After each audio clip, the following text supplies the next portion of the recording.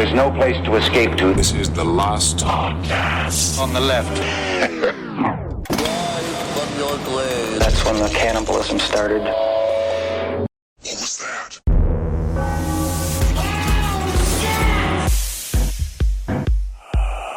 Yeah. Yeah, okay. Yeah, I'm crying. I'm crying because I'm too dark. God, I'm so dark. I'm dark and mysterious. You are. Yeah, me and Trent Reznor hanging out. Yep. The two of you, I could not see a better duo out there having fun. Peas in a pod. Eating sliders. Batman and Robin. There's Trent Reznor, there's me. Hanging out. Just sitting there, just be like, hey. Do you ever feel, hey, Mr. Reznor, do you ever feel like you're too sad? You ever thought about adding some some of that greasy ass funk? When you did that closer video, did that pig head smell? Yeah, when you said fuck me like an animal, did you mean like a horse or a llama, or were you talking about a guy? The perfect drug, is that heroin or Because honestly, vagina? the perfect drug for me, it's a leave, because it really helps me with my joint issues. Mr. Reznor, come back. Welcome to the last podcast on the left, ladies and gentlemen. My name is Marcus Parks. I'm tugging on your tunic, Mr. Reznor. Please just let me in the clubhouse. Let me hang out with you. I'm dark. I'm here with Trent Reznor's new best friend, Henry Zabrowski. It's me. It's your buddy. I got that gum you like. Here you go. You want some cinnamon gum? I know it's super hard to chew, which is what you like. And some people have called him the perfect drug. His name is Ed Larson. That's right. I only listen to Trent Reznor because I like Atticus Finch. Nice. Yeah. Put them That's both right. together. Yeah, that's right. Yeah, he's the guy who makes all the soundtracks with. Now I understand. Yes. Now I understand. The guy after we saw Nick Cave, I did not understand that Warren Ellis wasn't the comic book writer Warren Ellis. I had to argue with, I don't know if you remember, but after we left the Nick Cave show I in might have been Detroit, intoxicated. I had to argue with you for a good 2 to 3 minutes in the Uber that the Warren Ellis that plays with Nick Cave is not the same that writes the comic books. And you would not believe me. I still don't. He looks like a prospecting wizard. That's what I said. That's what all comic book writers look like. Have you seen Alan Moore? He looks just like Alan Moore. Yeah, he does look like Alan Moore, but Warren Ellis does not look like Warren Ellis. Because you know what it is? It's the pewter rings. That's what I thought. Because all comic book writers that we have met, don't tell me I'm wrong. Yeah. Every comic book writer I've ever met loves giant pewter rings. Oh, James Tynion doesn't wear pewter rings. No, but it's in his heart. Today, on Last Podcast on the Left, we're starting a new true crime story, ladies and gentlemen. Yay! We're covering one of the biggest in history. Today, we're going to be covering the Port Arthur Massacre and its perpetrator, Martin Bryant. Yeah, best to ever do it. Is that true? The No. best? No. No. He slid down the list now. Yeah. What I mean, that's, if we're going to be dickheads about it, I feel like the guy from University of Texas is probably the best. Oh, you're talking about the OG. Oh, Yeah. Whitman. Oh, you're Whitman taking in the Mr. tower. Char- Oh, yeah, it's the I mean, OG. that was like, if any of them had talent. Okay, people can't see you do the quote-unquote. Like, See, they now can't. he caught it for And let's me. not say talent. Maybe we could say skill. Skill. Okay, yeah, Skill. Yeah. I view him. Charles Whitman is like the Madonna of mass shooters. He started it all. You know what I mean? And he really kind of set the template. One more share. Yeah. So Martin Bryant, a.k.a. the most irritating man in history, was the perpetrator of the 1996 Port Arthur Massacre on the Australian island of Tasmania, in which 23 people were wounded and 35 were killed. Using an AR-15, a semi-automatic .308, and a shotgun, Martin killed with incredible speed and utter cruelty, murdering 12 people and wounding 10 in just the first 15 seconds of the massacre. Bryant even took a hostage, and the ordeal only ended when the bed and breakfast he'd barricaded himself inside began to burn down from a fire Bryant had set himself, and the cops arrested him in the B&B's front yard naked because his clothes had been burned away. He's a dumber version of Wile E. Coyote. I've been trying to figure out which cartoon character Martin Bryant is, because the more you watch him, the more you realize that he really was in his entirely own world. He's an unreal person. Yes. A totally unreal character. You're talking about doing mass shootings while walking around going, like whistling and snapping and like laughing and walking around. Like, he's essentially in my mind, which Marcus didn't necessarily agree with, but I see him as like Roger Rabbit. Like, he's like Roger Rabbit loved everybody. Yeah, but He's imagine just trying to make the world laugh. Imagine Roger Rabbit with antisocial personality disorder and an extremely easy to use assault rifle. Can this guy sing? Yeah, I mean, I don't know. He seems strong, though. I mean, if you're carrying around an AR-15 and a shotgun and like all those rounds and shit. He actually was like, they said he was naturally like athletic, like actually like pretty big. God, just. But also, they are made completely easy to shoot. They have no recoil. Anybody can shoot. A child can shoot it. A 14-year-old can shoot near a president. We do know. But while the Port Arthur Massacre was the deadliest mass shooting in world history at the time, mass shooting being defined as 5 or more people killed in a single incident, Thank you. It has since been bumped down to number 11. Because of Australia's response to the massacre, however, there has not been a single mass shooting in Australia since Port Arthur. See, after the extremely unstable 29-year-old Martin Bryant purchased an arsenal of guns without licenses using money he inherited from an eccentric middle-aged gambling heir he was possibly banging, Australia as a whole decided that there really was no way of preventing people like Martin Bryant from obtaining weapons of mass death. So instead of throwing up their hands and saying that mass shootings were just something we all had to deal with as a part of our everyday lives, Australia put strict gun control laws in place. And as a result, Australia has not had a mass shooting in exactly 29 years, as today is, coincidentally, as it always is, the anniversary of the Port Arthur Massacre. Yay.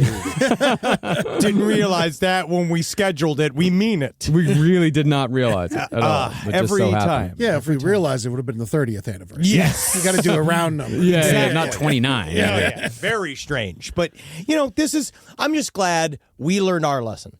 Yeah, America? Yeah. How many times?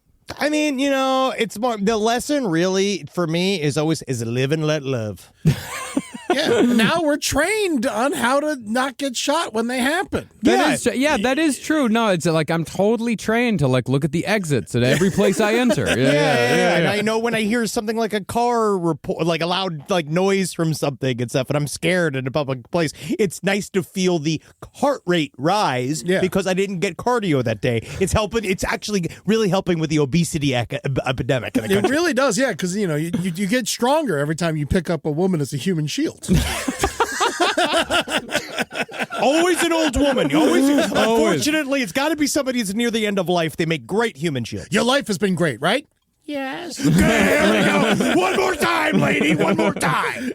But really, when it comes to the gun control issue, the key words here are people like Martin Bryant.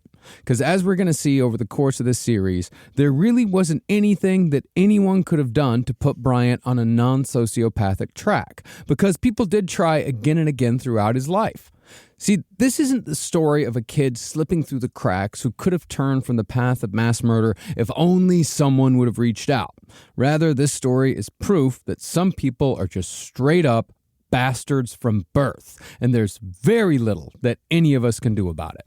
Dude, I knew this kid when my mom was watching, like, she was babysitting. There was one kid who was just awful. Yeah. His name was Adam. He ended up being, like, when I met him when he was older, and he ended up being completely normal. Just straightened out. Yeah, he just straightened out. But, like, I remember, like, as a child, I have this distinct memory of him ripping off his diaper, looking my mom dead in the eyes, and then just putting the shit on the wall. And just like, just being like, that kid sucks. As a 4-year-old, I'm like, that kid sucks. That's a strong ass baby that understands their boundaries. And order the deal. Yeah.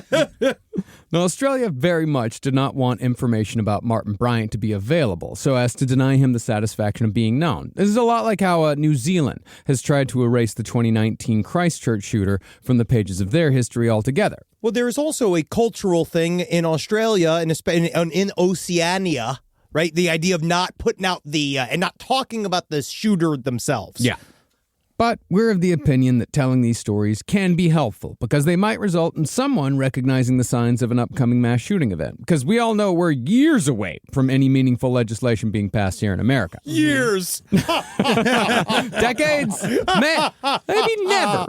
Never. Yeah. Yeah. Once the solar flare comes and wipes out the internet and then the first stockpile of guns and ammunition goes away, that's when we're really going to start talking about banning those guns. Yeah.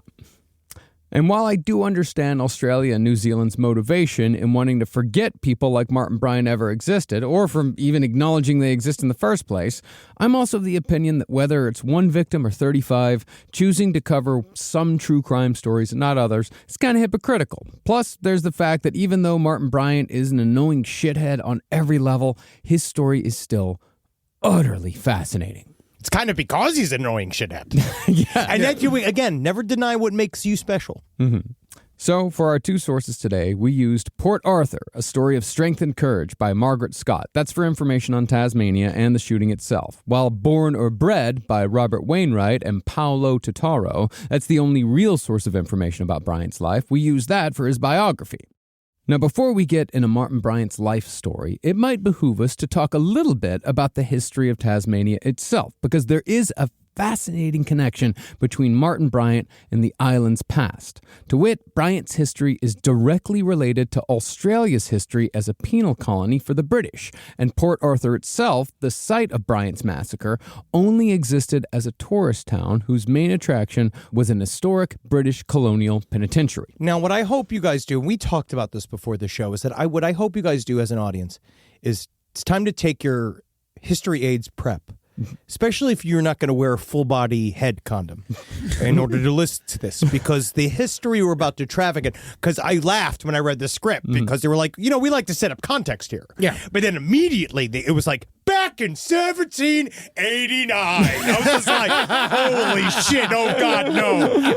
Oh no, 2 episodes on Tasmania's rocks. It's important for the historical context, and it's also fascinating stuff. I mean, to give a brief history of Australia's founding. Get all right, kids. If you fall asleep, I'm railing your mother in front of you. All right? That's how stepdads run in the school. Better than coffee.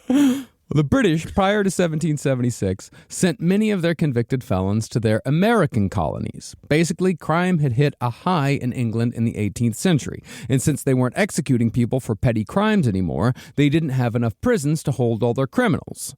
So, many British criminals were first sent here to America. Oh, wow. It's a little-known fact about America is that there's a lot of convicts who are our early settlers. I had a feeling. I also feel like, we got a lot of runoff. Yeah. And there's a lot of crazies. Yeah. And plenty of other convicts ended up in colonies like Canada, West Indies, and Madagascar. But in 1788, after America was no longer a British colony, their government decided to send the vast majority of their exiled prisoners to Australia.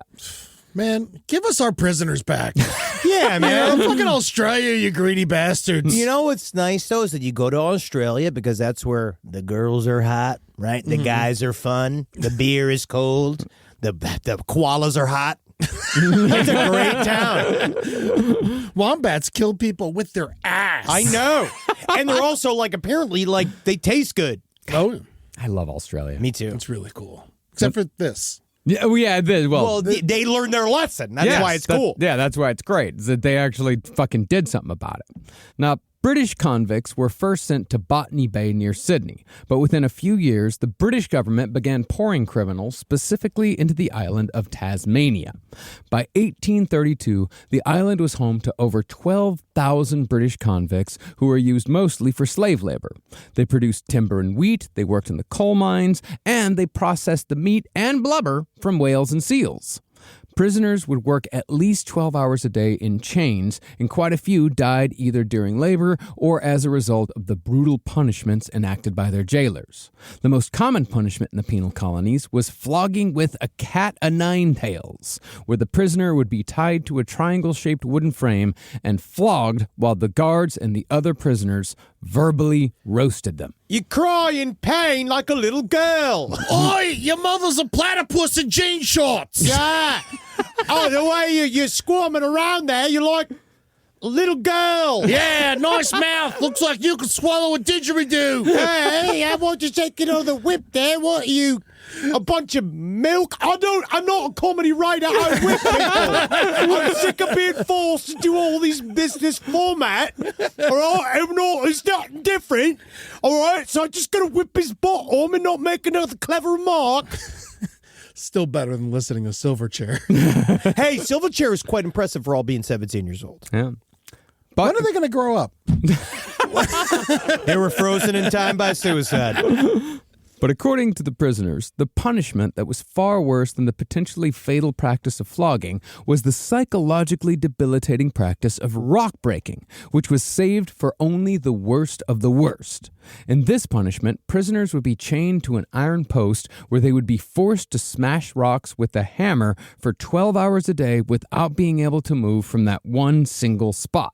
The punishment here was the monotony, which drove some prisoners to the brink of insanity. For example, one prisoner became so unhinged after rock breaking day after day that he beat another prisoner to death because a trip to the gallows was, in his mind, preferable to enduring another second of rock breaking. And that's got to be so hard to just hang out because it's you're chained next to another guy. Mm-hmm. One of you's going to smash the brains of the other. Yeah, eventually. You know, like at some point you have to figure out who's going to make the jump first. You know, like maybe you do it at the same time. Like you go at you like, maybe next time. That's a funny looking rock. And then turns into my sketch from the characters where you slowly form a pile of rocks that look like a lady and stick your dick in it. That's right. That's right. Yeah, that hit series, The Characters. Everyone They loved it. could have done something with it. There was a lot of opportunity there that they left on the fucking table. Okay, Daredevil season 2 killed us. And then the new Pee Wee Herman movie drove the fucking nail to the fucking casket. I mean, Tim Robinson's doing great. He's fine. You think there's one guy who just hated rocks? Yeah. Fucking loved it. Man, this is the best day of my goddamn life. You mean all day long you get to torture rocks? I fucking hate you, Rock. I fucking rock. Now, the slave labor was a pretty sweet deal for the British, so sentences at the Tasmanian penal colony could be extended for infractions large and minuscule. You could get your sentence extended for anything from talking in church to failing to turn your shirt in on laundry day. But once the prisoners finished their sentences, they were free to settle the lands around them. And as it happened, Martin Bryant's great-great-grandfather and one of his great-great-grandmothers had both been English convicts who'd been sent to Tasmania as punishment. Cute. Oh, that's nice. They met back in the day. They were... Oh, no, they didn't meet back in the day. They were like different branches of like... Criminal. Yeah. That's cute. Yeah. People say dating's hard. Yeah. No, It's they didn't. not. Again, they didn't date each other. They were different branches of the Bryant, not the Bryant family, his mother's side of the family. It is adorable. I could see families having sex with each other. Yeah, you can. Yeah, you can. In prison. Yeah, just type that in. Families having sex with each other in prison. Guarantee you something's coming up. Oh, wow. How erotic. This private prison systems need to be... We need to take a look at this because I don't know where they're getting the lube from. So they sent women, too. Yeah. That's crazy. Yeah, man. No, they sent everybody. Because that's always the question of like, well, if Tasmania, if Australia was a penal colony, like where were the chicks? Yeah, where the women were also sent. Wow. Cool. Now it makes sense. Yeah. Now, Martin Bryant's lineage didn't necessarily clean itself up as the years ticked by in Tasmania. Bryant's mother, Carleen, was raised by a man who often suffered from alcoholic psychosis. This man married Carleen's 19-year-old mother when he was 54 years old. Well, Carleen's life actually seems to be one of those cursed existences that we sometimes find in our research. These types of people whose lives are just marked by tragedy after tragedy, none of which are their own making. For example, when Carleen was a young woman working as a waitress in the small Tasmanian coastal town of Swansea, she met and fell in love with a man who left her for another woman. Sad. The suitor soon reappeared to tell Carleen that she was the woman he really loved, but he then killed himself by carbon monoxide poisoning almost immediately after telling her. At least they had a car. It's the brighter side. It is the brighter side. brighter Brighter side here on Last Podcast Network. You can Each listen time. every week. Now, a few years after her ill-fated romance, Carleen met her future husband, Maurice Bryant. Maurice was an English immigrant from Newcastle who was one of thousands of Englishmen who migrated to Australia after World War II by paying just £10 for a ticket to the continent. What an upgrade. Yeah. Right. I from love it. From Newcastle to Tasmania. Australia, beautiful Australia, just so much fun. And again, with the volleyball and the shrimp and the Yeah, but we're looking Prawns, at please. but we're looking at Australia from like a modern perspective. Australia in 1951 when he went was fucking rough. Yeah. Like it was underdeveloped. I just feel like all the criminal ladies there must also be kind of fun. I mean, it was all leather and whips back then. Yeah. Yeah, I may be wrong on this decade, but I don't think Australia got color TV till like the 80s. Yeah. Yeah, they didn't know what people were supposed to look like. That's awesome. Well, Maurice and Carleen met in Tasmania in 1965, almost 15 years after Maurice arrived. And after just one date, Maurice proposed. Carleen, believing she was running out of chances to get married at the age of 27, accepted. Very 1965. Now, Maurice had just as much tragedy in his life as Carleen did. When Maurice was 7 years old, he found his mother dead in the home pantry. But since Maurice was so young, he didn't register that his mother was now a corpse. He thought she was playing a game, so he jumped on the body and asked for a horsey ride. It would have been even worse if she gave him the horsey ride. That would have been, well, it would have been a horror movie. Oh, well, then her body might have been jerking back and forth because No. of the electricity. No, she died from tuberculosis. That may have been the case if she was had been murdered very suddenly, but no, it was tuberculosis, and your body is usually withers away. That's not, there's no jerking. She crawled into a hole and died. There's no hurking and jerking with that. No. Especially when you die next to the crackers. Yeah. That's a horrible way to die. Never die on top of the rice. No. I want to say this right now. If you find me dead, go ahead. Horsey ride all day. Oh, yeah, dude. Yeah. Unfortunately, Eddie, Noted. No, Yeah. it's going to be about a 25-minute bit of a picture. I'm going to do a shoot. Yeah. With your body. I'm going to do it from putting various fun costumes just to have that as the last, because, of course, once we're booking out your funeral, we're going to use that as the projection show. Yeah. Turn my coffin into a submarine. I don't give a shit. It's easy to do. One push into a harbor. Well, Maurice Bryant claimed that this experience, finding his mother dead, was deeply scarring. What? And as a result of that and other factors, Maurice struggled with depressive mood swings and deep alcoholism throughout his life. And never, ever show him more than 5 cans of beans because he will fucking just start crying and then he'll throw up. Then he has a seizure and then you got to clean everything up and go spend the rest of your day in an emergency room. Yeah. Or lay down and give him a horsey ride. Rise from your grave. Now, by 1967, Maurice and Carleen had settled in the Tasmanian capital of Hobart.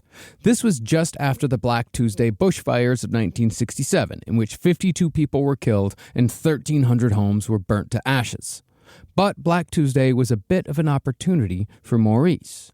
See, while Maurice made money wherever he could by working at the docks, picking fruit seasonally, or flipping antiques he found in thrift stores, his passion was buying and selling real estate. And it was in one of the first homes he bought that he and Carleen welcomed their first child, Martin Bryant, in 1967. Now, Martin seemed to be an utterly broken soul from the very beginning. As a baby, it was said that he rejected any sort of affection, and his mother Carleen claimed that she found it impossible to bond with her new child.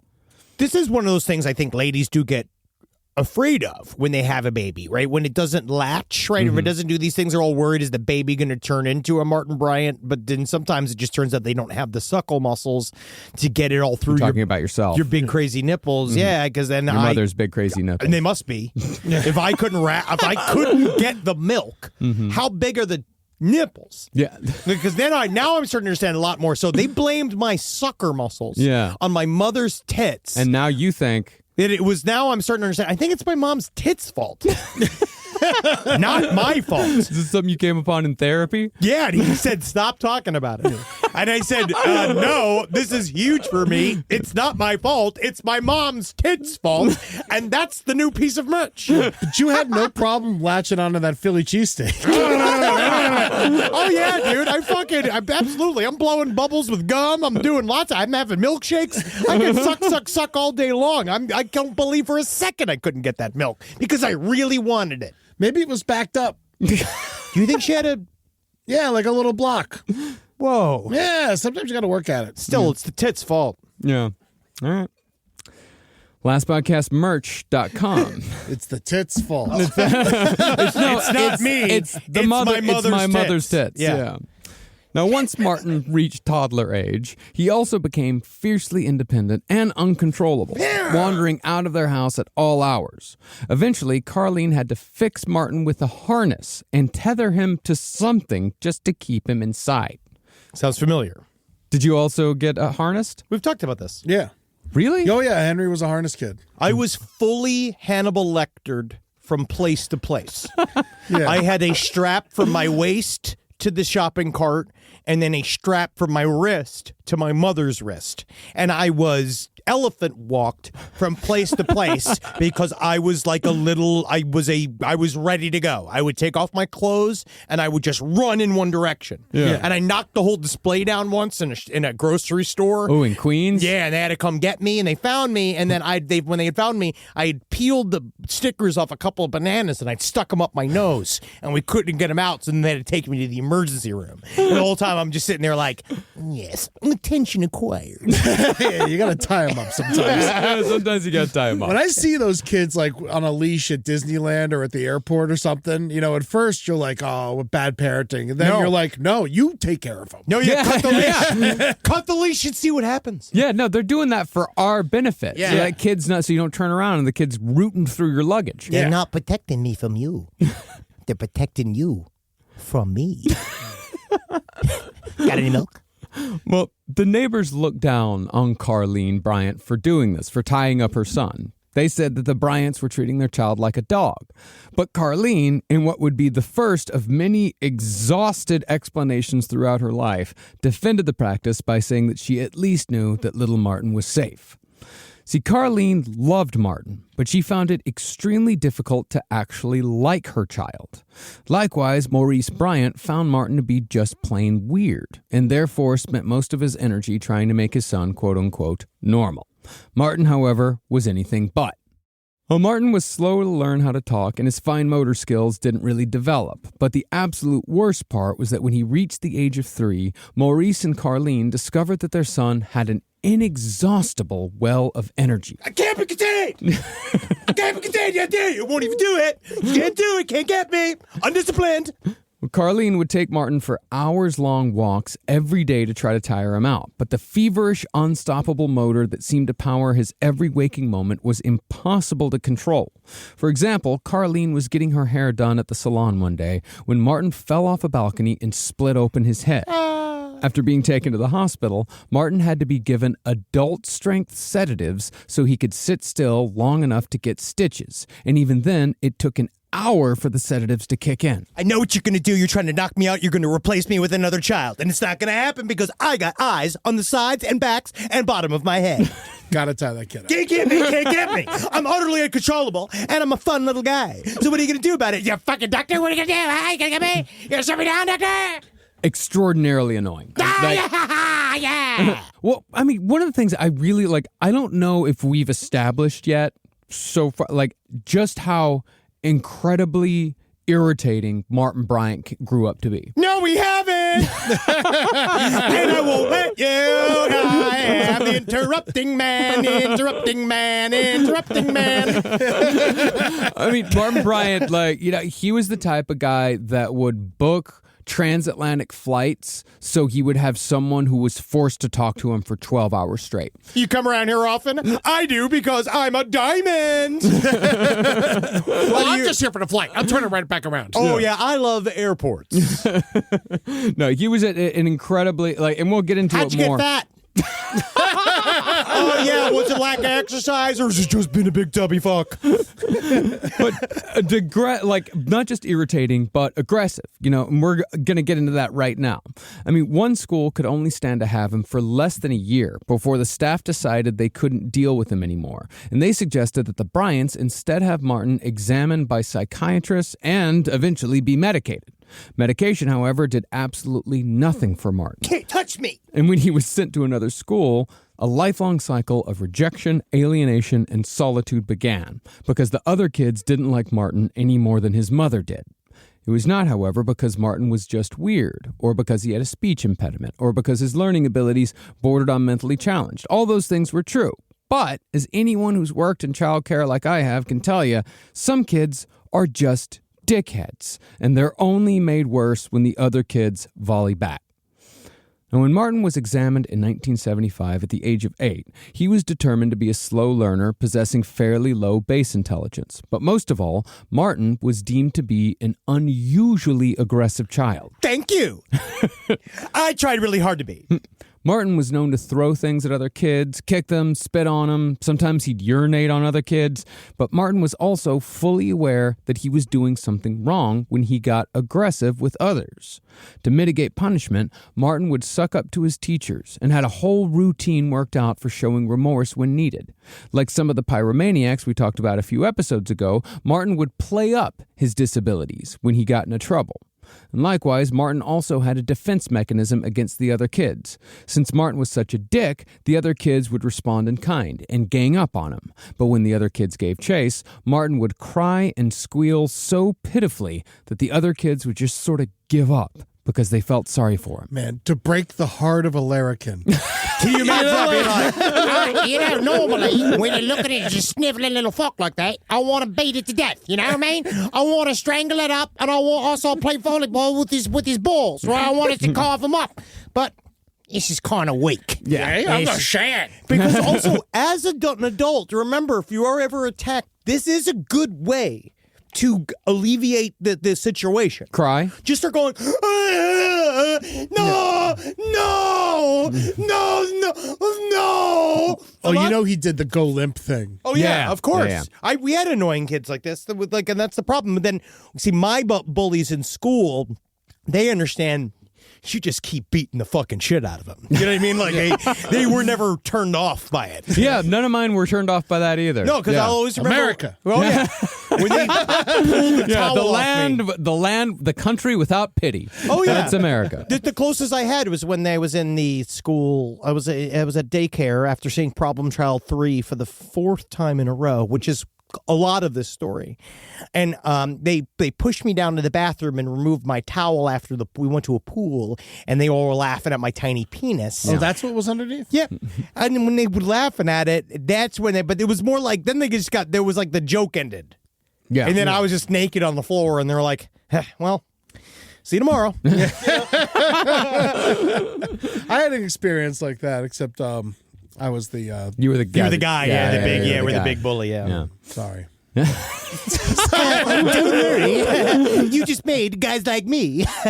Well, as long as it's, I think, we're majority receivers on this podcast, we're okay. Because me and Henry were both we were both receivers of the bullying rather than the perpetrators. I got bullied a lot until I realized I could beat up most kids. Yes. See, you were big, and I was I was a tiny skinny boy, and Henry was a tiny fat boy. Yeah. But I had the power of the written word. Because as you see, the pen is mightier than the sword. Bam! Yeah.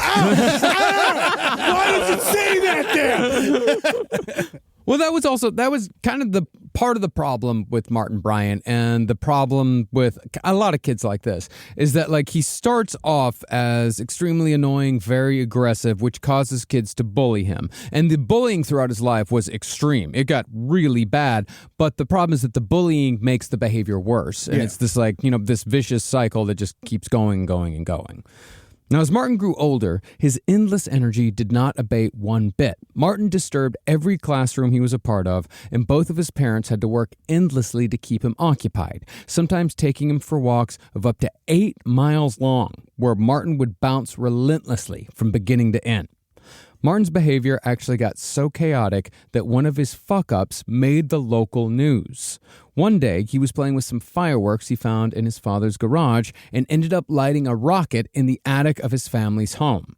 The rocket lit Martin's clothes on fire, and the resulting burns resulted in skin grafts, a 6-week stay at the hospital, and, embarrassingly for the Bryants, an interview with the local news. When a reporter asked Martin from his hospital bed if he would still play with fireworks after being hurt so badly, Martin energetically and enthusiastically replied, Yes.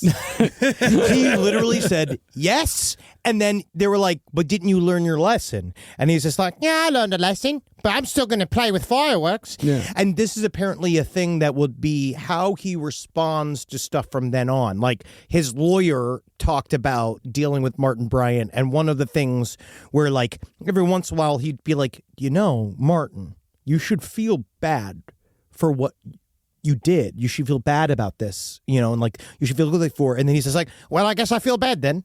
That was like his response. Yeah. But then he was fully Bugs Bunny, though. Yeah, or the Joker. Yes. no. I mean, even calling that's even giving him too much credit. Yeah, he was not. The Joker planned. The Joker had a crew. He had followers. Yeah. Now, by 1980, Martin Bryant had reached high school, where his behavior and grades were just as bad as they'd always been. Teachers also noticed that Bryant was extremely manipulative, because while he was consistently a monster to kids his own age, he always made sure to be polite to adults. And as I said before, he knew when and how to act disabled in order to get out of trouble. Did you have that? My mom always had that thing. They were called like the Eddie Haskell's. Ah. That's what the term was from Leave It to Beaver. She'd be like, your friend Nicholas's little Eddie Haskell. And it's because they come in and they would be like, yes, Mrs. Zabrowski. Yeah, of course. I Mrs. was one Zabrowski." of those kids. Yeah, me I too. was really fucking good at it. Oh, yeah. I See, loved was just- hanging with the parents. I was just good. You just said that you had to be tied to a shopping cart. I was filled with energy. There was nothing. I wouldn't qualify that as good or bad. I would qualify that That's as bad. No, That's it's bad. an energetic That's bad. shot. I don't know. It's bad. That's It's 100% No, bad. if they could have harnessed it into sports or something, If you were a dog, you would have been sent to the pound. that's what. Yeah, guess what? I would have made friends of the pound. I would have worked out. Well, teachers Just also... me sitting a bunch of other dogs. Being like, come on, give me. Well, the whole thing about Martin Bryant being manipulative to adults, all that, this to me is partly what made Martin Bryant so incredibly dangerous. See, Martin was diagnosed as autistic after the massacre, and while I certainly agree with that diagnosis, I think what motivated Bryant's bad behavior more than anything was antisocial personality disorder. Unlike many people on the spectrum who have a hard time understanding social cues, Martin Bryant proved over and over again that he had a keen understanding of what was acceptable and what wasn't. He knew what would provoke negative reactions from other people. He just didn't give a shit, and he lived his life accordingly.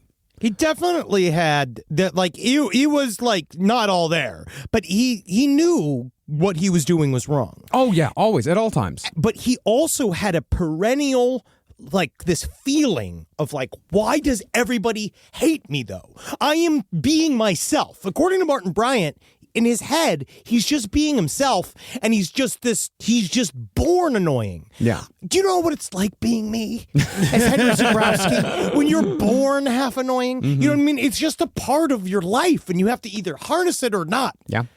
Do you think he had like every disorder almost? Like, He's nothing good. I mean, some people say that he was possibly schizophrenic. There's, the autism spectrum disorder, The schizophrenia- antisocial personality disorder. Like, he was clinically what you'd call all fucked up. Yeah, he was Yeah. all jacked up, and he was cuckoo bananas. and schizophrenic. I don't know much about this stuff. So No, Yeah, it's he, not was, quick. he wasn't schizophrenic. It was I a don't think. catch-all thing in a while where they were trying to figure out, like, any single time schizophrenia got thrown around real loosely in the 90s. yeah, because apparently that's the worst one, right? Well, no, I don't know. No, they all kind of, it's interesting. On some level, at their extremities, they all sort of dovetail with the various symptoms that it brings up. Schizophrenia is the most, like, you'd be the most dislocated, but it's anything can lead to these sort of like fugue states or like this type of thing. The schizophrenia is just one of them. But the paradox of Martin Bryant, at least when it comes to the average profile of the mass shooter, was that he was considered extremely handsome by the time he reached high school. That's all anybody says about They him. just talk about it all the time. You know what he kind of looks like? The dude with from Die Hard, like the head henchman. Yeah. Like for Alan Rickman. He's got head henchman look, definitely. Yeah.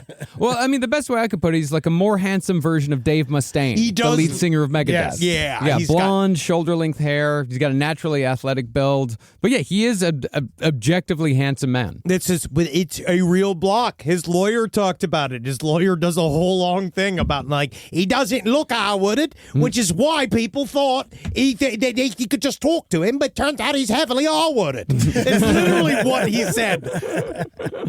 And for those of you who didn't understand that, it was Henry saying R-worded in an Australian accent. See? Martin's looks, however, did nothing for his social status. But the thing is, it is kind of a good point. Because he did not look like he was mentally challenged. He did have like learning disabilities. And I think he kind of got a pass, like a fair amount because of that, because he was a good looking guy. Do you think they were learning disabilities, or was it just like straight up, I don't feel like doing this? No, He had Yes. definite learning disabilities. Yeah. His looks, however, did nothing for his social status, and as he got older, his confrontational nature only led him to pull bizarre stunts that seemingly had no other purpose but to make other people feel weird. In one case, Martin showed up to a nighttime beach party that was being thrown by a group of teenagers. All right. These were the same kids who had called Martin names like Silly Martin, Bloody Simple Martin, or Rubber Lips. That last one, that was due to Martin's constant habit of tightly pursing his lips together as if he was always thinking about something he couldn't quite understand. I like Rubber Lips. Yeah, Rubber Lips is fun. I feel like I got to save that one. Yeah. But on the night of the beach party, Martin showed up with a can of gasoline. And as the other kids watched, Martin doused himself with petrol and lit himself on fire. Again, it's like the Joker comes in and says, "You want to see a magic trick?" Yeah. It's that, but then he just sets himself on fire. The kids tackled Martin and rolled him in the sand before he suffered any serious burns. But Martin didn't seem to care at all about what he'd done to himself or how disturbed everyone at the party had become as a result of his actions. Yeah, that's crazy, right? That's fucking blow your mind, right? Really bit, right? You like that bit, huh? I'll show you Burning Man fucking sucked that. Yeah, dude. Burning dude. Oh, man. But the thing is, if they would have just let him burn. Yeah, everything would have been fine. Yeah. If they were normal stoners and were just like, man, whoa, that's fucked up, then it would have been done. You know, but I wonder if it's because the last time he got set on fire, he got a lot of attention. And he starts kind of putting them all together. He got on the news. Yep. Yeah, maybe. I don't know. I think he just liked to disturb people. Oh, He yeah. liked to fuck with people and just Martin Bryant loved to fuck up a day. That he was very good at it. Now, Martin's father, to his slight credit, he did try to help his son as much as he could through his depression and alcoholism. And in the process, Maurice Bryant introduced Martin to the only activity he seemed to really enjoy in life besides making other people miserable.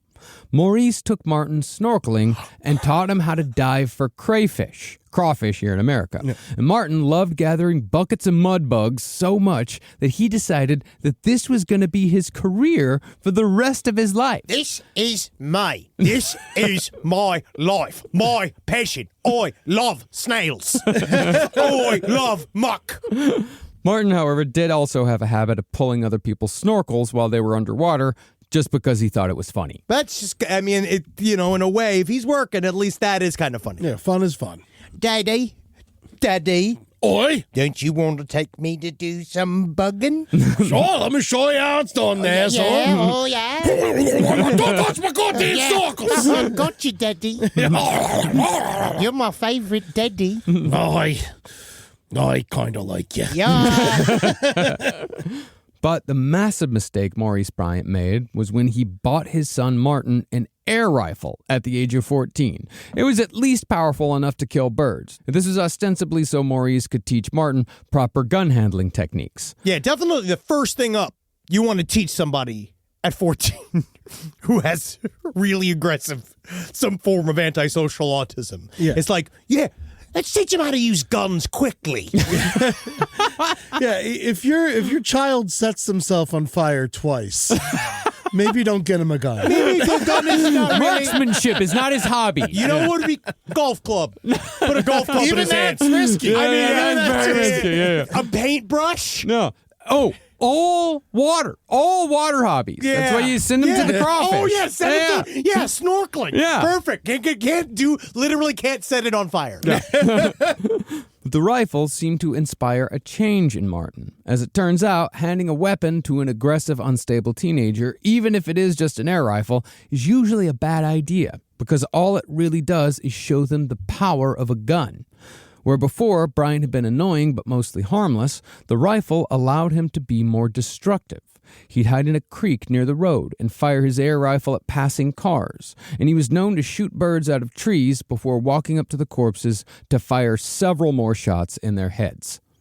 Hates birds. Yep. Hates birds, hates freedom. He's also like, I just feel like if you find your son randomly practicing to be the DC sniper, you might want to step in there. You know, of all of the countries in the world, though, Australia does have extra animals to kill. Certainly. Certainly. You can go after the spiders. And birds are the biggest problem in Australia because of how big and scary they are. Yeah, and he really should have went for the snakes. That's what you do with kids like this. Just turn them into snake killers.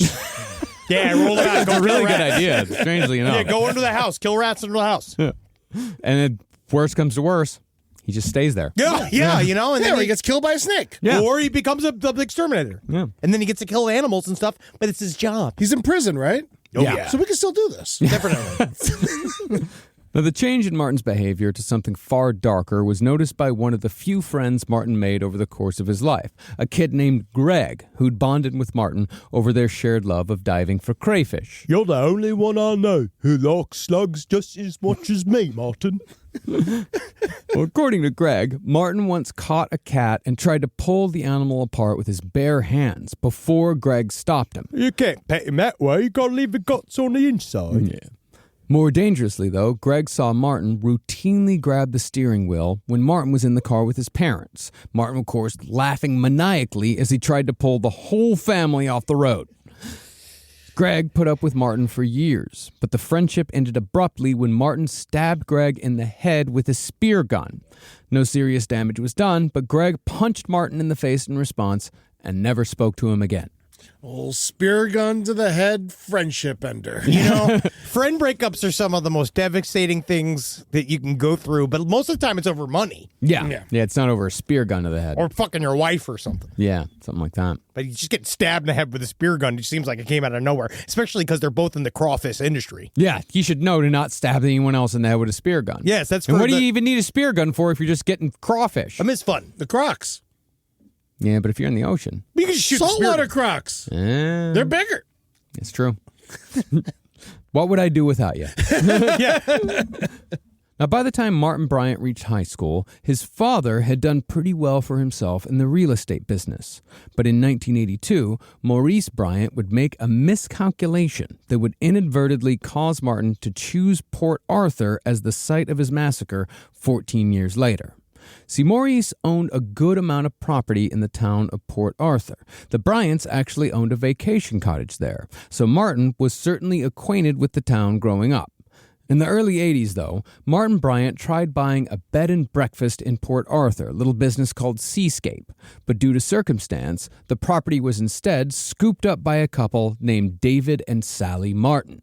Maurice spent years complaining that David and Sally had stolen Seascape, and he would often say that the loss of the property was what prevented him from reaching the next level as a real estate investor.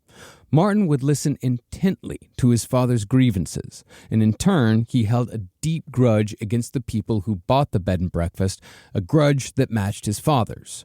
That grudge would one day make the Seascape bed and breakfast the centerpiece of the Port Arthur Massacre. So, Daddy, would you say you'd be, like, fun if I brought hell to them? I love you, boy. Yeah, all right. Yeah, Daddy, all right. I think we're about to get along a little bit better. Maybe I should get you a bigger gun. Yeah, all right. Yeah, we're getting along. You know, this is just the plot to What About Bob? Is it? Fuck you, Dr. Martin! Dr. Martin scoops it. he scoops the property from the two locals that have been waiting for the property to open up. Oh, Wow. yeah, the subplot to What About Bob. Yes, You've and then- seen that too many times. Yeah, that you yeah. know that's the plot. Yes, Yeah, and then because that is a very like low subplot on the totem pole there. Martin Bryant is Bob Wiley. Bob Wiley finds Dr. Leo Marvin while he is on vacation, while he's supposed to be on vacation from his problems, right? And he goes out there, and then they also famously did not get along on set.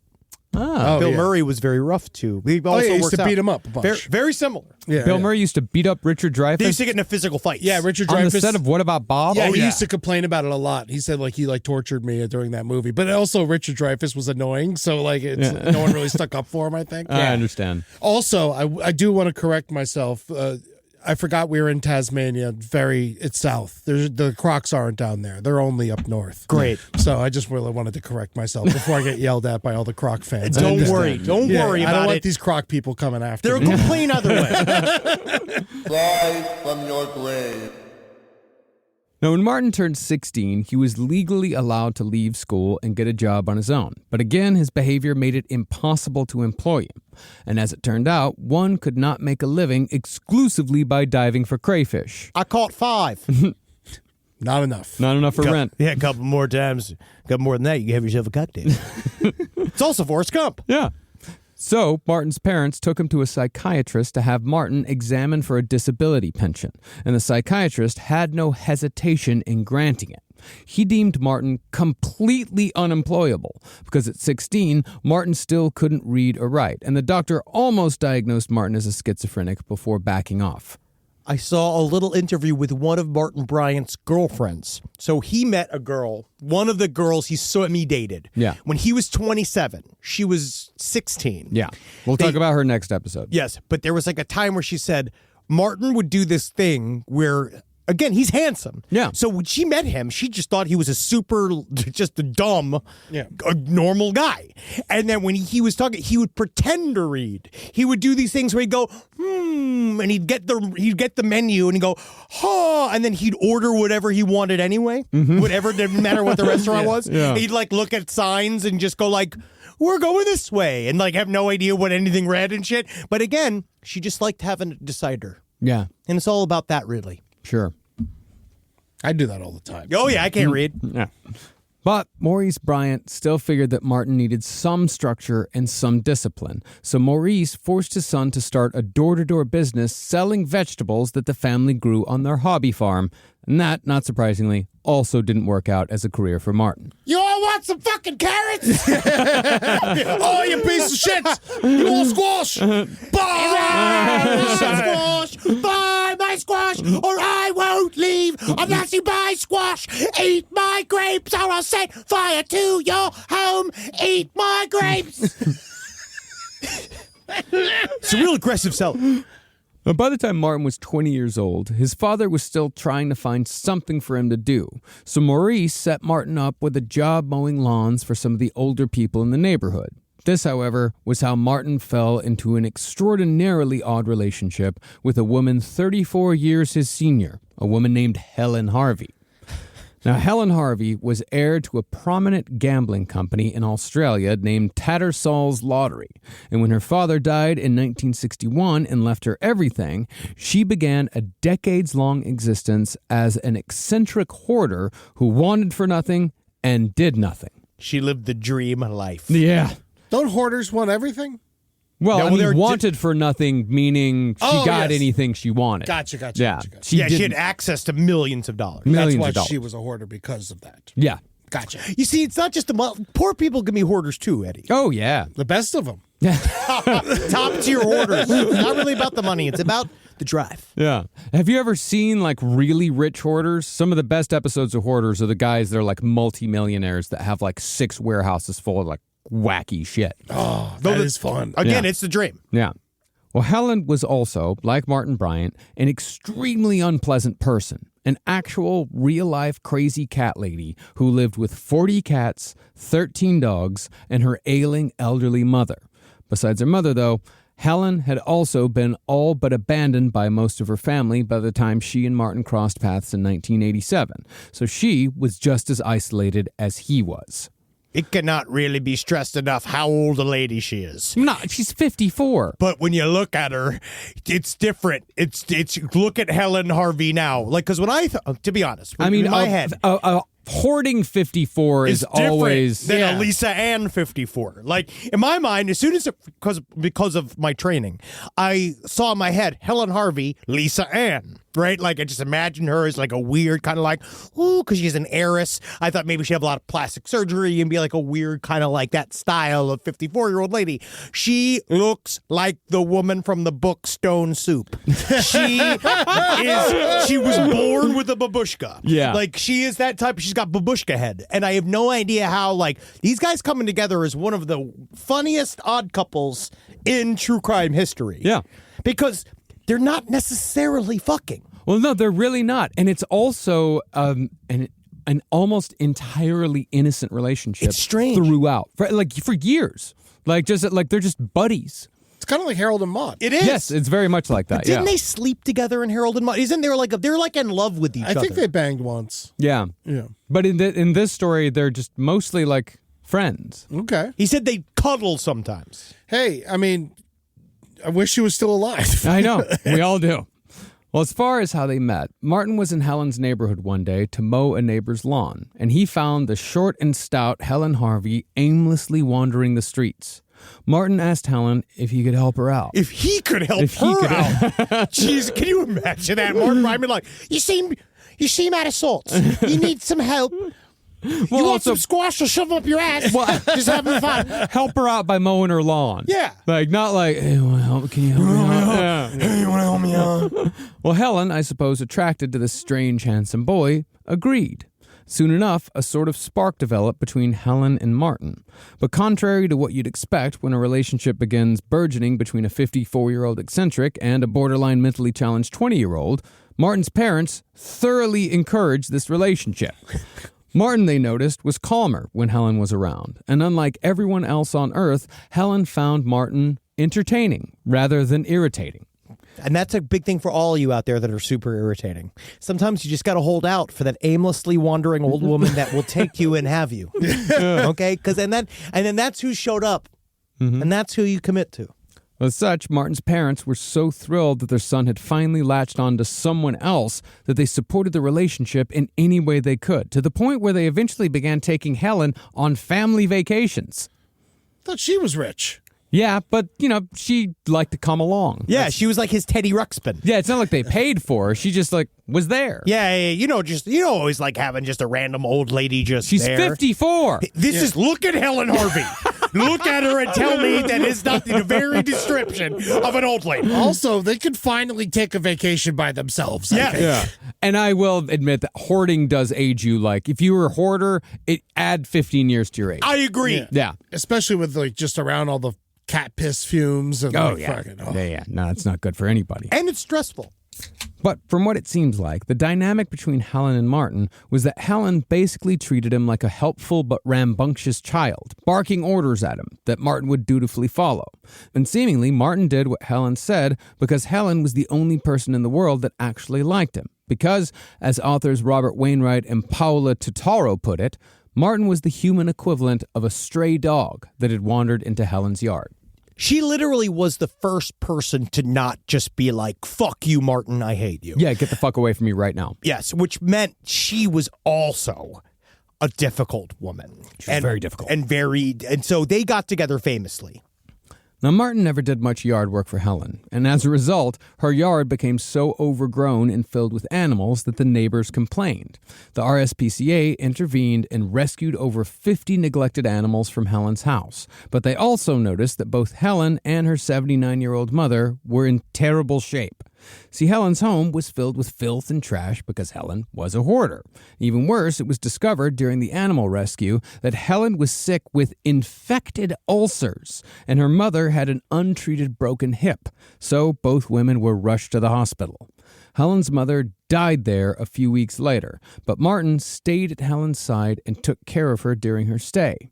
Additionally, Martin and his father cleaned out Helen's home while she was convalescing, and once she was released, Martin moved in with Helen permanently. So he wasn't living with her yet. They had been friends for like 3 years at this Okay. point. Like he'd just go over there all the time, just hang out with her constantly. But yeah, at this point, it took about 3 years before he moved into their house. He was on. They viewed them. They said they were inseparable, and that he would be over there all the time. They would be hanging out because they love doing the same things. They love yelling at the turned off television. They both love wandering the streets aimlessly. They both love hoarding animals, and honestly, it's kind of nice. Now, once Helen got out of the hospital, she and Martin fell into a comfortable life. By most accounts, though, the relationship was platonic, although Martin did say that there was a little kissing, a little hugging, a little cuddling. Sometimes she lets me kiss your bottom chins. Do you think he was impotent? No. No, I don't, unfortunately. No, I got a rager. Yeah. I got a rager, don't you worry. I'll try to stick her with my shift stealer. Right, I try to get her with my little shovel. Right, I try to push her around. But Helen turned out, hole grew over. She said the hole grew over, a spider moved in, it's a bunch of webs. I love my Helen. Just nothing but a cocoon. Well, neither Martin nor Helen had any concept of money. Infamously, the two of them would go to car dealerships and buy new cars on a whim. Whoa! Because Helen also hoarded cars. That's awesome. By the time of her death, she had bought no less than 50. But Helen usually only kept these cars for a few weeks or a couple of months before trading them in or wrecking them, because Helen was such a bad driver that she had to take her driver's exam 19 times before she passed it. Don't they cut you off? No, At it's some just, point? here she comes again. And we're like, and then she comes coming and we're like, This time I got it. This time I know. she immediately crawls in the trunk of the car. Like, no, wrong end. You gotta start driving your own car, lady. All right, I'll get in the right area. Crawls under the hood. Which way's left? Which way do I? What's the wheel? Now, Helen had such disregard for the value of $1 that she'd often buy a car at the beginning of the month when the monthly payment from her inheritance trust came in. Then she'd sell the car at the end of the month when she needed cash for food. Whoa, I think she's hustling. The problem was that during that month, she and Martin would have spent weeks driving around aimlessly with a car full of filthy animals constantly urinating and defecating. Try to get it in the ashtray. Try to get it in the ashtray. Come on now, try to get it. All right, well. All right, try to get it in where we keep the change. The stench would be so intense, a stench that would develop within weeks, that any car Helen traded in had to be fumigated and thoroughly scrubbed. Which car smelled worse, theirs or John Bunting's? Oh, John Bunting's. John Yeah. Bunting's because he had the fucking slop. Yeah. He had human remains turned into chowder. No matter what, decomposition's going to be defecation every time. Every time. For a bad smell. Put it on your gravestone. It's going to be a long gravestone. Marcus says decomposition beats defecation every time. You don't believe him? Dig him up. Truer words. Dig him up. He actually got buried with a box full of shit so you could compare. Oh, wow. And someone comes and fills it up every week. That beautiful, strange woman. God. Sweet, sweet Helen. Now, Helen, of course, had begun rebuilding her menagerie of strays as soon as she got out of the hospital, and the smell and the noise were causing the neighbors to once again complain. So, to avoid another visit from the RSPCA, Helen bought a farm outside of the Tasmanian town of Copping, not too far from Port Arthur. Once Martin and Helen moved on to their new land, they soon acquired 3 donkeys, 9 ponies, 3 dogs, and an untold number of cats, in addition to 30 canaries and quite a few budgies. What's a budgie? It's a boudregar. It's like a canary. It's a small bird. Oh, okay. Like, you remember, I think that bird... Remember the bird's head fell off in Dumb and Dumber? Yes. I think that's a budgie. Okay, great. Pretty bird. Yeah. Pretty bird. Heads are falling off! But once Martin became... And man... God, this sounds like the dream. 3 donkeys? Yeah. And 3 dogs and 3 donkeys? I mean, I can, the cats, let's have like maybe 4 walking around. Yeah, no, it sounds like a cute life. Yeah, and 9 ponies is too much. Yeah, yes. Yeah, For yeah. them it is. Yeah, just 1 horse. 1 horse. But 3 donkeys? Sign me up. Again, I think you can handle it. I don't know if Martin could. No. Ponies are useless, right? No, you can ride 'em. You can ride them, yeah. You can but that's it. You can just Well, you can farm them for their meat. You can get them for their milk. I never ate pony. Yeah, we can have some. I've had horse. I've had horse. Horse It's the isn't same. good. No, it's not. No, yeah, I don't really like horse. We're not used to horse. I That's don't. why. Order horse. No, Well, I have I have. Yeah, several times. once. Yeah, I ordered horse once. Yeah, of course you order horse. Like you didn't go to the fucking supermarket and buy horse. Eat it. Eat it. Eat the horse, boy. Well, once Martin became more isolated on the farm, the meager social skills that he developed over the years began to regress. He became more irritable, more erratic, and extremely quick to anger. But since the only person who saw him on a regular basis was Helen, nobody noticed that his behavior was getting darker. But perhaps what was most harmful when it came to Martin's eventual actions was Helen's insistence that Martin be made the exclusive trustee of her estate. She wrote up a new will explicitly forbidding any of her money from going to her blood relatives upon her death, which meant that when Helen died, Martin Bryant was all set to become a multimillionaire who could pretty much buy and do whatever he wanted. So crazy. This guy can't read, hasn't passed any school, does zero skills, can't even take care of the yard, is going to become a millionaire and still wants to kill everybody. I want to see this movie that is Brewster's Millions, directed by fucking David Finch. Like the David Fincher, like you literally do a thing where you have to spend all the money, and he's also on a killing spree. Yeah. But concerning Martin's darkening moods, there were some red flags. A few weeks after Martin and Helen moved to their farm, a neighbor came by for tea. But before the neighbor finished her cuppa, Martin shooed her out the door and told her that if she ever came back, he'd shoot her. Well, Martin also began skulking through his neighbor's properties at night, where he would use his trusty air rifle to shoot dogs. But for most of the people in the town of Copping, Martin and Helen were merely the local eccentric couple. Every day, Martin and Helen would wake up late, then wander the local town aimlessly, shopping, eating long lunches, and driving around in a continuous stream of new cars filled with animals. This is all I want to do. Why is this so much? Why is this asking too much? It's all I want for my life. Obviously, it's not going to make you happy. No, but that's just because that's them. Yeah, I can maximize it. Well, actually, I mean, I don't know. They were happy, though. They were. I mean, they drive around with their dogs, their cats. Sometimes they'd stuff a pony in the back seat, which greatly disturbed the locals, as it should. Mm-hmm. Ponies don't belong in the back seat of a sedan. Unless they're taught to drive or handle the map. Yeah, you're supposed to tie him to the hood.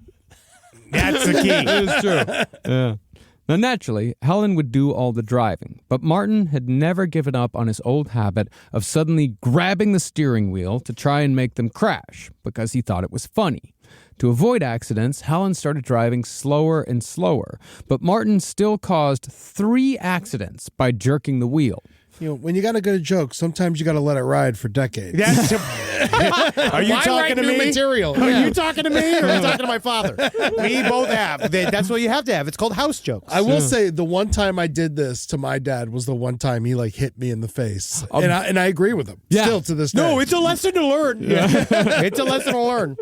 It was only a matter of time, of course, before Martin's steering wheel shenanigans would have real consequences. In October of 1992, Martin and Helen loaded 3 of their dogs into a brand new Mazda and drove north to do some shopping. Now, Martin later told police that at one point during this drive, Helen had become distracted by the dogs, and she let the car drift into the other lane. It's far more likely, however, that Martin reached over and jerked the wheel, because according to the person they hit that day, Helen's Mazda very suddenly swerved across the line and crashed into their sedan head-on. Helen's neck snapped upon impact, killing her instantly, in addition to 2 of the dogs. Martin, meanwhile, suffered a fractured vertebrae, while the 3rd dog survived, ran back to the farm. If I was that dog, I would have ran the opposite goddamn direction. Not back to the farm. No. God, good Lord. But this is what we see a lot in these types of accidents. Martin lived because he was there's something about not being when they say with drunk drivers, how they always live through the crash because, it's because they're bodies are loose and they don't react, they don't clench the way that's kind of what they say for you to do. You're supposed to go loose. Yeah, you do it. Yeah. Now, Martin's injuries necessitated a weeks-long stay at the hospital, and he had to wear a neck brace for months. But without Helen around to manage Martin anymore, his parents were forced to step back into his life in a primary role. And forced is the key word. I think partially, too, when Helen came in, they were super happy to be like, you got him now. Bye-bye. They worked their whole life, or his whole life, for this. Well, they sort of vacillated between letting Helen have like complete control, but the other part of it is that they found after spending 20 years taking care of him, there was this weird hole in their lives when they didn't have to when they had nothing to do anymore. So they actually started like getting back into his life, like they'd go and have lunch with him and Helen.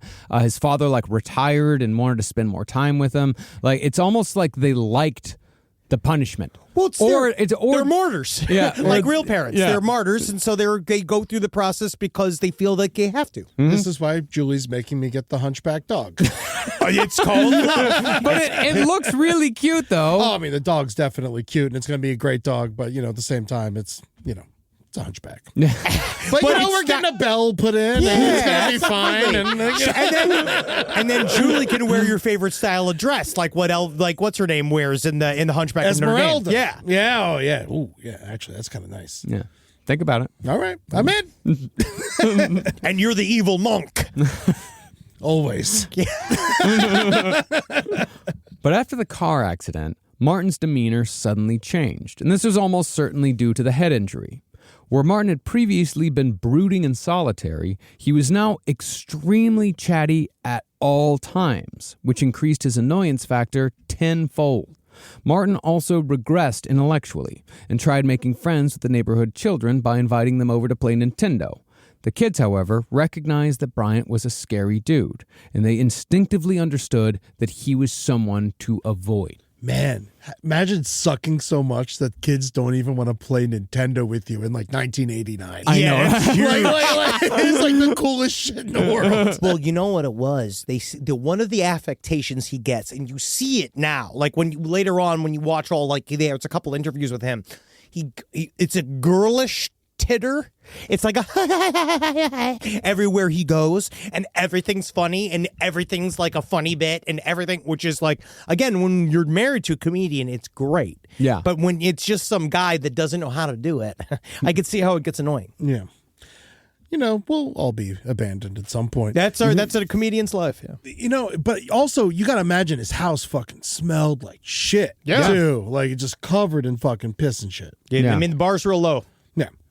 Yeah, and that's the thing. Against his father's wishes, Martin returned to the farm where he and Helen had lived so he could make a life by himself. And Martin soon found himself in trouble with the neighbors due to his increasingly erratic and aggressive behavior.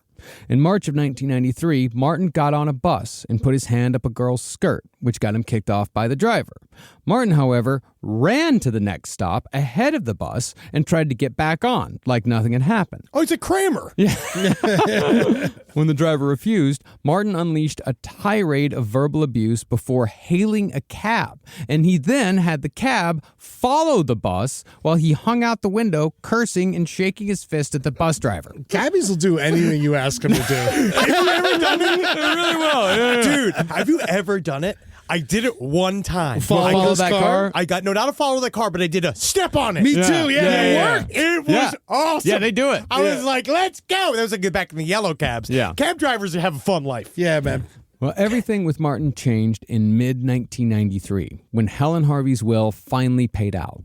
Martin was now a multimillionaire, although his father made sure that Martin did not have access to all of it at once. I only wish that he could have had the jerk-style lifestyle where he'd have the white suit and like the tennis courts and all this shit. Like, that's what this story really could have went to the best millionaire ever. Like, that's where the story could have ended up, and it didn't. Yeah, and I do wonder how many of those are out there. Many of them, and they buy whole companies and then become billionaires, and then we all have to pretend like they're geniuses because they just came into the money in the first place, and then they bought some hot air balloon business that all of a sudden takes off, and now they're the balloon king of Tulsa or some shit. That's true. Man, Tulsa and their fucking balloons. I'm sick of Tulsa and their fucking balloons, which is why I'm bringing my hand-picked needles to Tulsa. Pop the balloons. Take it, Tulsa down. Well, using Australia's Mental Health Act, Maurice Bryant set up a perpetual trust for Martin, which ensured that Martin would receive a monthly stipend instead of a lump sum. This is to make sure that Martin didn't blow all of it immediately. But after Martin's father set up Martin's finances, Maurice Bryant's alcoholism and depression finally caught up to him. Seemingly broken by life, Maurice became sullen and quiet, and in August of 1993, at the age of 64, Maurice buckled a diving belt filled with weights around his neck, took a mix of Valium and antidepressants, and threw himself into a body of water. He had left a note saying only, "Call the police," taped to the door of his home, and it took investigators 2 days to find the body. Martin, however, showed no human emotions whatsoever when told of his father's suicide. Martin smiled and joked with the police officers investigating his father's death, and while some thought that Martin didn't understand what had happened, most believed that Martin was being intentionally cruel with his demeanor. Do you think there's any chance he killed him? No. He let's just say he didn't kill him with his hands. He killed him by being himself. Time. Yep. Yeah. Well, yeah, he was also just very depressed. Yeah, he's and sad. And an alcoholic, lifelong. He has every reason to be sad. Yeah, he did have every reason to be sad. And he just set his son up for life, too. Yeah. So he probably just like, fuck it, my job is done. Well, Yeah. definitely it's like, I'm out. Now that he's a multimillionaire and he can do whatever he wants, my job is over. Yeah. But in the end, what really mattered most here was that Martin Bryant had, within 10 months, lost the only two people who had ever been able to maintain any semblance of control over his actions. That, of course, would be Helen and his father. See, Martin's mother, Carlene, had a habit of turning a blind eye to Martin's difficulties because she just kind of hoped they would resolve themselves. As such, after Maurice's death, Carlene basically abandoned Martin to the farm where Martin and Helen had once lived. Yeah, she pieced. Yeah. Now totally isolated, Martin stopped trying to be accepted by people altogether, which was most evidenced by how he began to dress. Now flush with cash, Martin became partial to gray linen suits paired with lizard skin shoes. Cool. Topped off with a, quote, rakish Panama hat. Yeah, that's right. Put the rake in the hat. I don't know what it means. Martin also began carrying around a briefcase, proudly telling strangers that he had a job that paid $400 a week. That's not that much money. That's also a funny idea. I feel like this has been like, Yeah, quite the businessman, eh? Hey, you like crawfish? opens up a briefcase. Just a bunch of crawfish. Yeah, filled with stuff. You want that? Yeah, you like these? Hey, the boy, there's a boy. Other times, Martin would wear an electric blue suit with flared pants and a ruffled shirt. Cool. But it's just Austin Powers, isn't it? Oh, yeah. Yeah. Yeah, baby. In other words, his appearance was objectively amusing, and people began laughing at him almost everywhere he went. Martin's isolation and rage, therefore, began to build, and by the end of 1993, Martin Bryant began using Helen Harvey's money to buy an arsenal of guns and ammunition. This, of course, was the first step towards the Port Arthur Massacre, which we will cover in full, devastating detail next week. So what happened? Because he dressed like shit? Yeah, I mean, that was part of the beginning of it. Well, because in the end, he really thought like, All right, now I'm going to dress like a big timer. I'm going to dress like they all do in the movies. and like, which I get. That's what I want to do. Yeah, no, Yeah. I love a stupid shirt. It's weird because it's disarming. I actually wear like big, friendly, colorful stuff because I don't want people to be scared of my appearance. Yes, Mark Bryant at first though, but he just could not understand what the laughter was. Yeah. He's and he intentionally took it in the worst way possible. It's like the first time he ever made people happy, he decided to kill everyone. Yes, because he thought that the happy was angry. He did not. He couldn't tell the difference. Yeah, he didn't know. But yeah, that's where we're at the end of this episode. What? No. Oh, you were Just wagging his finger. Henry was just wagging his dancing. finger at me. Just wagging his finger. If you want to see video of Henry wagging his finger. a video of Henry wagging his finger at me, go to patreon.com/lastpodcast on the left, where you can watch full video episodes of every episode we do. You can also watch side stories for free on YouTube. You can also follow us on all the socials at LP on the Left. TikTok and Instagram's where you can find us. And of course, come see us on tour. That's right. Yeah, we're going to have a good time. I can't wait to do these live shows. We are going to have so much fun. I think right now We're in Toronto this weekend. We're in Toronto, and it is there. I'm there for my birthday. Also, if I believe right before this, check out the LPN Funhouse live on Twitch. Twitch.tv/LPNTV. And I want you to check out my birthday celebration, which apparently I'm going to be lording over everyone. Isn't this going to be going out the day after the Funhouse? But they can watch the replay. I'll find out later. Go to the YouTube channel, Last Podcast on the Left YouTube channel. Fucking subscribe and all that stuff. We're going to be in Toronto on May 3rd, Atlanta on June 28th, and the next night, Henry and I are doing a side story show at Dad's Garage on June 29th. July 12th, Salt Lake City. August 8th, Charlotte. August 9th, Durham. September 20th, St. Paul, Minnesota. October 11th, Milwaukee, Wisconsin, October 25th, Oakland, California, November 29th, 2 days after Thanksgiving, we'll be in Cleveland. Just cheeseburgers for Thanksgiving. Really got to be careful, man. We got to watch some of the way we eat. After Detroit, I had to take a look at my blood again. Oh my God. And December 12th and 13th, both nights, we're in Portland at Revolution Hall. Also, starting on Tuesday, on May 6th, I begin my second leg of the Invasive Species Tour. I'm coming to Naples, and then I'm doing Fort Lauderdale Improv with Henry and Jackie at the, that's going to be a side story show, and then we're doing 2 shows at the Funny Bone the next night after that. And of course, I'm going to do the weekend in Key West. So come on out if you're around in those spots. If you're on vacation in Naples or Key West, please come hang out with us. The late show in Orlando still has some tickets. The early one sold out. It's going to be a fucking blast. I can't wait to come back to Florida. I actually, truly love it. He does. And we're going to have a good time. No matter what you do, we're going to have a good time. So we'll see you out there. And if not, you won't be there, so I can't do anything to you. But if you are there, you never do anything to anyone. Yeah. No, I make them laugh. Yeah. Hail Satan. Okay. Maurice. Hail Maurice. Sure. Enough. Right? Was it that bad? He kind of helped. Yeah, but he bought him the gun. He did buy him the gun, but he was stupid. Yeah. But he's the nicest guy in this story, I think. Everybody is. How's about this? Hail donkeys. Donkeys are neutral. Yes, and dogs. And the dog that got the dog that survived the crash. Yeah. I'm going to hail the dog that survived the crash and went wee, wee, wee, wee, wee all the way home.